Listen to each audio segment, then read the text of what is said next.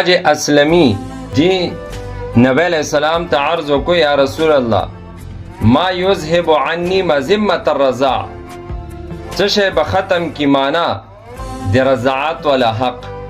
د عربو دا عادتو څه چا به ورته شودې ویر کړلې رضاعت ولا اجرت د هغې به خپلو د رضاعت پیسې د شودو ویر کولو پیسې اجرت هغه به خپلو. هغه نه علاوه بیا چې د چاته شودې ویر کړې وي دی به تحفې په طور منتې هدیې په طور منتې احسانا یو زیاتی څه شی به هم ویر کړو. نو دا صحابي هم نبی علیہ السلام ته عرض کوي چې هغه به څه شی وي چې د رضاعت ولا حق مانه ختم کی، چې هغه زه ویر کم چې ما ته چا شودې راکړي دي مرضعې ته چې د ما منتې چې کوم دی هغې حق ته هغه حق ختم شي.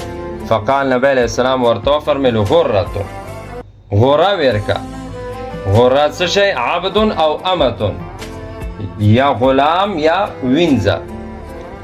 دا ورته ویر کا ویلې چې هغې د تا خدمت کړه ده، تا ته یې شودې دیر کړي دي، نو ته هم په بدل کې یو غلام یا وینځه ویر کا چې هغه د هغې خدمت وکړي، نو د خدمت بدله په خدمت سره بشي.